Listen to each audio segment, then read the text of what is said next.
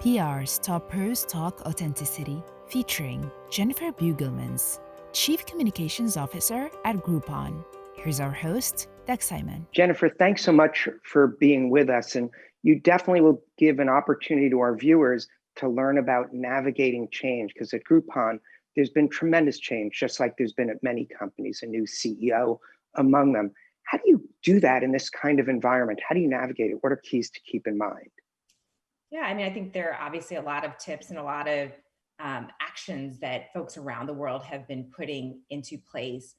At Groupon, I think what we did, and I think this was a very important step, is that we took a huge step back, and we started thinking about what do our employees need from an internal communications perspective, what do our merchants need, and in some levels, what do our customers need?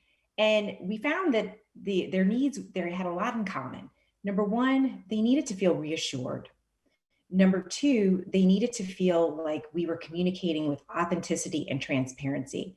And they needed to feel like they were having a two-way dialogue. So we focused on those three things as kind of being the North Star for everything that we were doing. We focused on controlling the things that were within our control. And we focused on just being authentic and creating a new voice that would help people have a source of truth as they were navigating through this really tough process. So I can walk you through, if you'd like, some of the basic touch points that we changed. Sure. And making sure that we had like the right technology in place. For example, from an internal perspective, we know that not everyone is awake and working at the same time. We're obviously a global company, right? With offices all over the world, from Chicago to Sydney to Bangalore to Paris. So it was really important for us to kind of establish processes that we would have for regular weekly check-ins, for examples, and other robust ways to keep in touch, like Slack. We integrated Slack during this time period. And making sure that we had the visibility so that people knew where to go when they had, for example, a comms related question or they needed feedback. So it's also important to remember that we know we've always been a global company, but with the lines blurring between being at home, as you can probably see, I'm in my kitchen right now, right? So we had to make sure that people didn't feel the pressure to be always on, and we had to proactively communicate that it's really important to set some boundaries. And then we had to make sure that this behavior was actually modeled from the top down. As you know, and I think you're in your home as well, when your home becomes your office, it's really critical to have distinctions between the two. So it not only involved communications with our global team, but also a level of education that we hadn't done before for our most senior leaders. A couple other tips that I would extend is that from a communications perspective, I had to make sure that my team, who are natural communicators, they really focused on expanding their network and really extending their tribe. It was super important for us to recruit ambassadors for us who could help effectively cascade our messaging. In a world that's remote, it's harder to have that, face-to-face time that is so important. And so we needed people to help us be on the lookout for situations that needed comms help. So my team really made a very particular point, and I would say they're very successful in doing this, and seeking out people that we knew we could trust in our organization that were outside of communication. Right. So we had that is really important. One question I have, because so many people that are in your sort of key publics have different experiences, even among your merchants. Some might be thriving because of what's going on. Others, their businesses are terrible. How do you manage messaging when you've got people who are going through such different experiences, both with your own employees at your merchant level and with the customers who are, buying in to the service and buying the products?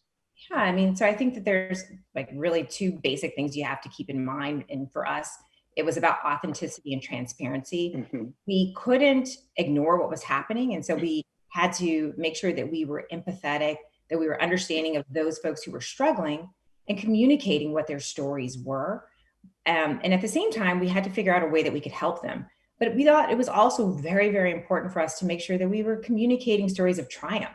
We wanted to make sure that people understood that, there was a path forward. And sometimes holding up an example of either a teammate or a merchant who had been successful, or even of customers and merchants coming together to support each other, those were really inspirational stories that needed to be told. And we were doing just that.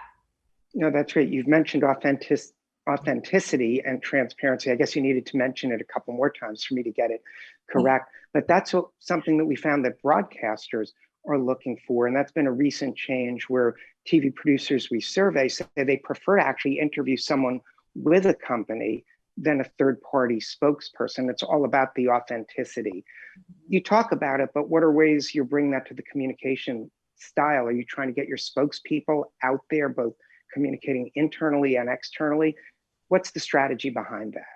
Yeah, I would say that the strategy for both internal and external, they're very similar.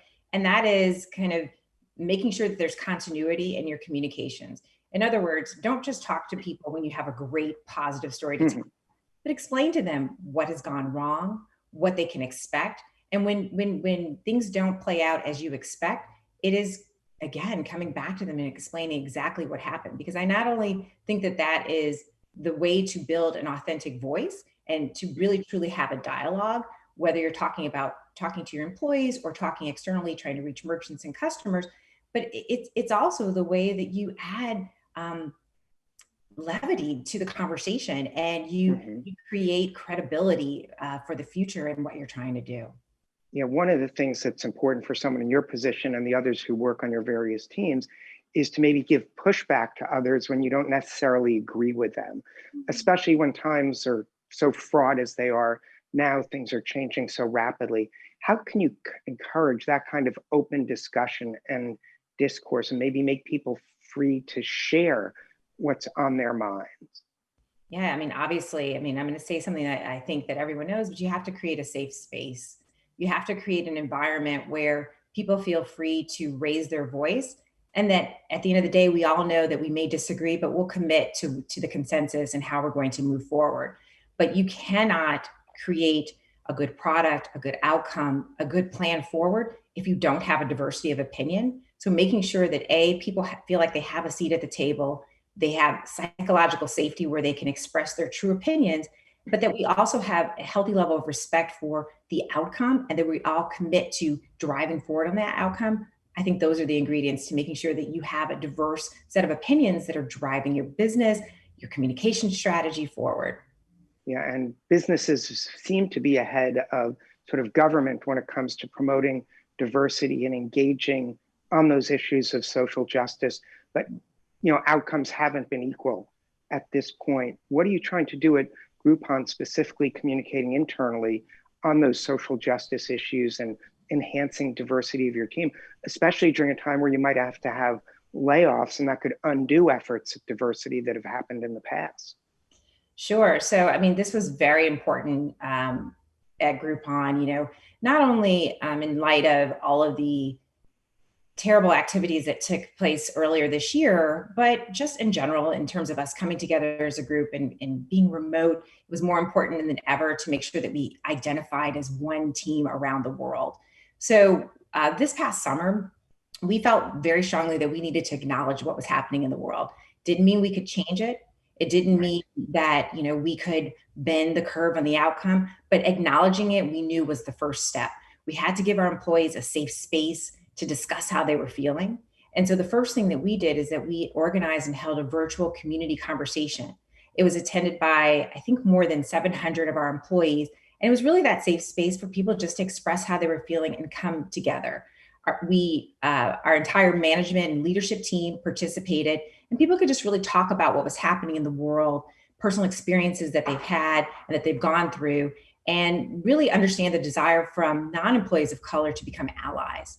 This event actually served as a springboard for additional programming, such as our dedicated hashtag Black Lives Matter Slack channel, a CEO-led book club in which we read the book White Fragility that discusses lots of racial issues and how to become an authentic ally.